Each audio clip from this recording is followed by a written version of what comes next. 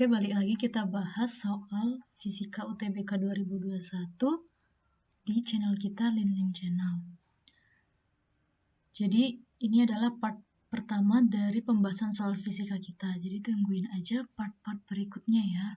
Langsung aja kita ke soal nomor pertama. Oke, kita baca dulu soalnya ya. Sebuah balok bermasa 2 kg bergerak pada bidang datar licin dengan kecepatan 1 meter per sekon. Selanjutnya, balok menuruni bidang miring kasar dengan kemiringan 30 derajat dan mengalami gaya gesek sebesar 7 Newton.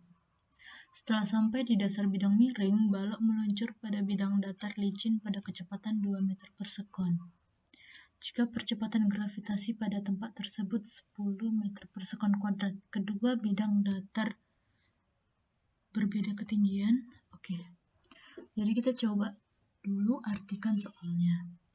Yang pertama itu ada balok, dia itu bergerak pada sebuah bidang datar licin. Kita buat ya, kayak gini. Selanjutnya balok menuruni bidang miring kasar. Bidang miring, ini. Lalu meluncur pada bidang datar licin. Oke, jadi bisa kita simpulin ini licin, kasar, licin.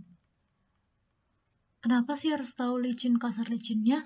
Karena dengan dia licin, berarti dia gaya geseknya sama dengan 0. Ataupun usaha yang diakibatkan oleh gaya gesek, dia itu sama dengan 0. Sedangkan kasar nanti dia bakal punya yang namanya gaya gesek.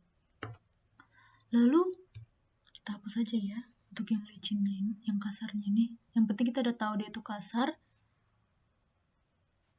Terus dia bilang di sini 30 derajat kemiringannya. Nih, 30 derajat. Oke, berarti ini yang ditanyakan perbedaan ketinggian dari bidang datar yang ini sama yang ini. Nih, hanya berapa sih?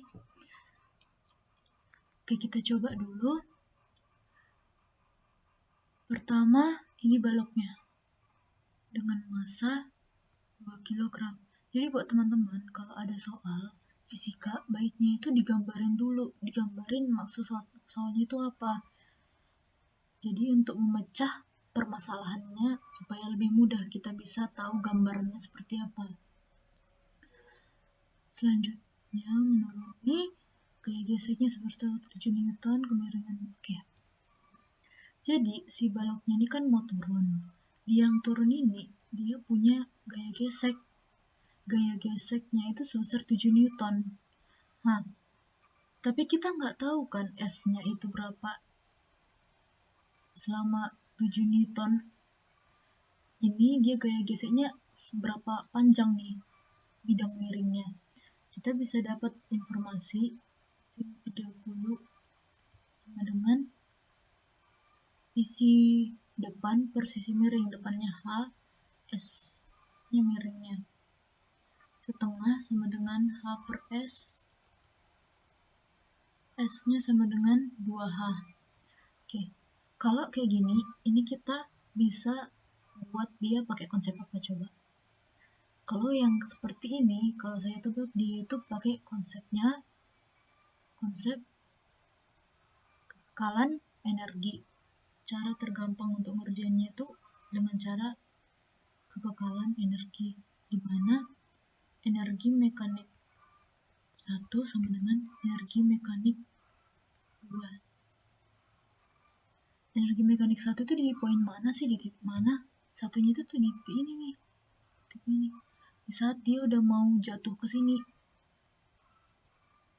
Saat dia betul-betul bergerak ke bidang licinnya ini. Misalnya detik ke 0, sekian mau menuruni bidang miring. Titik 2-nya di mana? Di sini nih. Titik 2-nya di sini. Saat dia sudah berada di bidang datar. Oke, energi mekanik itu rumusnya apa sih? Setengah mv1 kuadrat ditambah m GH1 sama dengan, oh iya, di energi mekanik 1 ini, karena dia udah sempat di titik yang miringnya ini, dia kena sama yang sininya, 7 Newtonnya, dia bakal kena ke energi yang disebabkan oleh gaya gesek. Jadi kita ada pengurangan nih, pengurangan dari W gesek sama dengan setengah MV2 kuadrat. Sebenarnya kita harus tambahin lagi nih sama MGH, tapi karena kondisinya dia udah di titik dasar, jadi kita nggak perlu hanya lagi, karena dia itu udah pasti nol, dia itu di titik datarnya gitu, di titik datar yang bawahnya, jadi dia udah nggak punya H lagi. Oke, di sini kita bisa isi setengah MV1 kuadrat. Oke, kalau ini cara gampangnya ini kita langsung MGH1 kurangi WS sama dengan, kita pindahin yang ini ke sini. Jadi setengah M V2 kuadrat dikurangi V1 kuadrat. Kan? Terus M-nya berapa? M-nya tadi 2 kilogram. Terus gravitasinya 10. Hanya, ini yang ditanya kan? Hanya itu berapa sih? Dikurangi WS. W itu apa sih? F dikali S. F-nya kan 7 Newton. S-nya kita nggak tahu, tapi kita ada dapat S sama dengan 2H. Kita kali, terus sama dengan setengah dari masanya 2, V2. V2-nya itu berapa? Tadi di data nih, data yang ini, V yang di sini tuh 2. Sedangkan di sini itu tadi V-nya 1. Makanya di sini V2 kuadrat itu 4 dikurangi V1 kuadrat itu 1. 2 kali 10 20H dikurangi 7 kali 2 14H sama dengan mati 4 kurangi 1 3. 20 kurang 14 6H sama dengan 3. H sama dengan 3 per 6 berarti setengah atau 0,5. Jadi jawabannya itu adalah E 0,5. Oke, kita lanjut ke soal berikutnya. Gas ideal monoatomik sebanyak N mol menjalani proses termodinamika dalam wadah yang volumenya tetap. Pada proses tersebut, gas menyerap kalor sebesar Qj dan perubahan tekanan sebesar A. Volume wadah sama dengan, kita harus cari tahu dulu nih apa sih yang diketahuinya.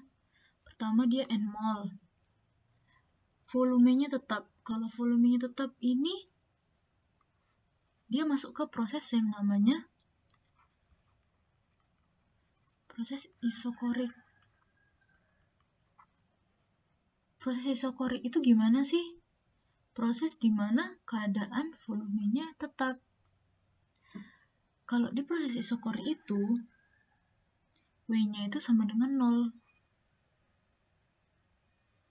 Sehingga nanti Q sama dengan delta U.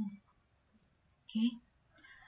Volume wadah sama dengan, pertama ini sebenarnya dasarnya yang pertama itu proses termodinamika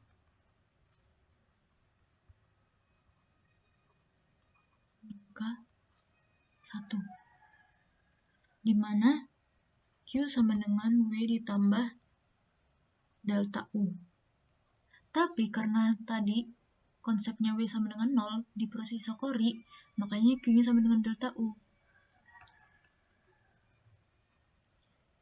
Oke, terus Q-nya delta U. Delta U itu apa sih? Kan dibilang di sini monoatomik. Berarti U-nya berapa? 3 per 2 delta P kali V. Kalau dia monoatomik, itu 3 per 2. Makanya nanti di sini kita buat jadi 3 per 2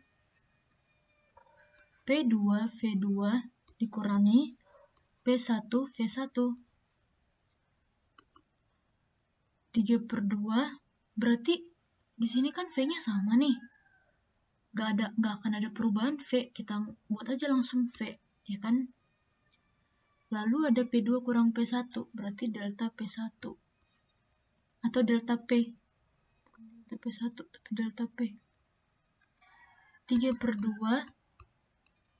V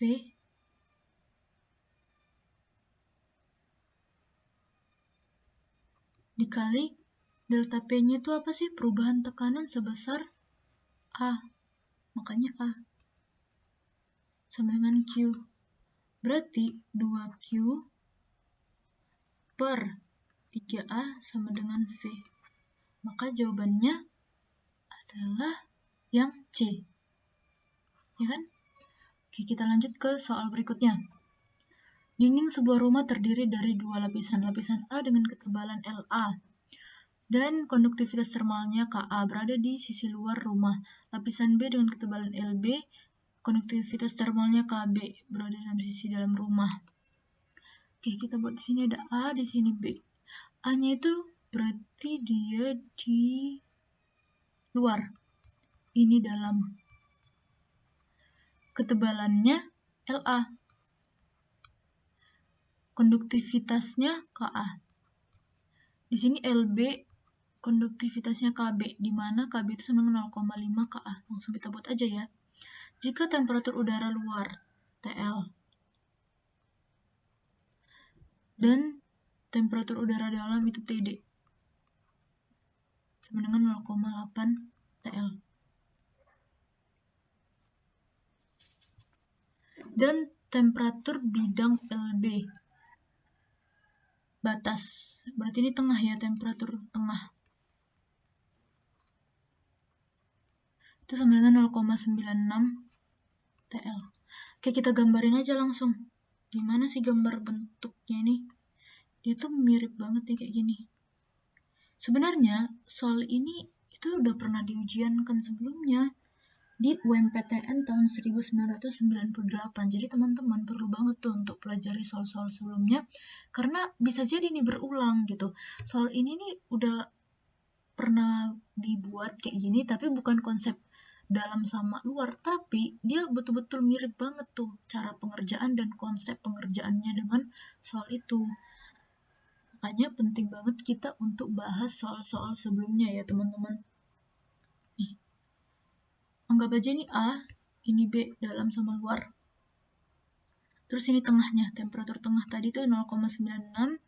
Di sini yang temperatur luar, temperatur dalam itu 0,8. Tengok, ini kan dia 0,96 TL nih. Kita buat berarti satunya TL semua ya. TD-nya juga 0,8 TL. Oke, cara ngerjainnya ini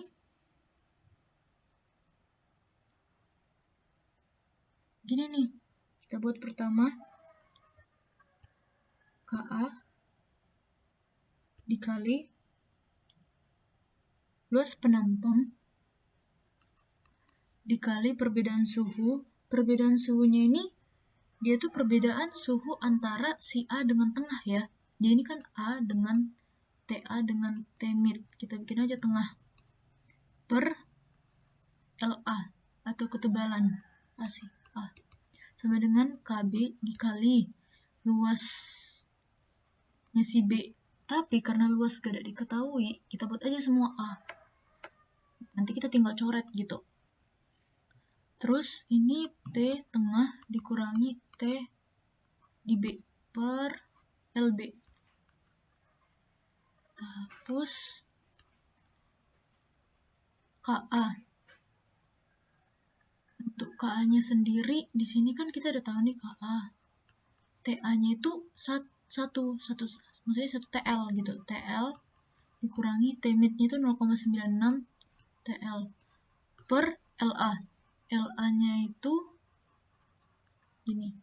KB-nya tuh diketahui itu kan 0,5 KA. T-mid-nya itu 0,96 dikurangi 0,8 TL per LB. LB-nya itu nih.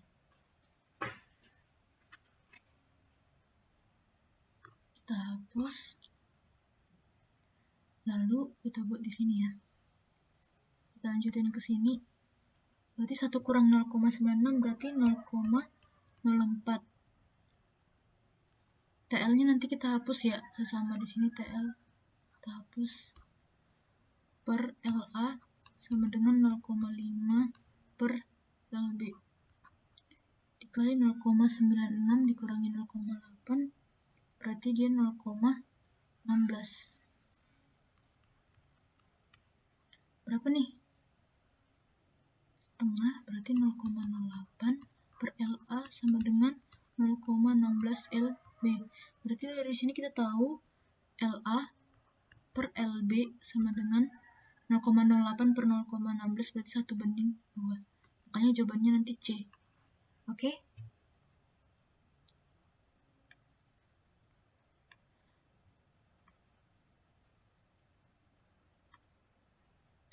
Oke, berarti soal kita untuk di part 1 ini sudah habis. Sekian dari pembahasan saya. Untuk part 2 dan selanjutnya kita tunggu saja. Dan jangan lupa untuk subscribe, like, dan share. Dan juga kalau ada komen ataupun usul konten ataupun pertanyaan yang mungkin kurang jelas dari pembahasan tadi, bisa banget tuh komen di bawah. Terima kasih.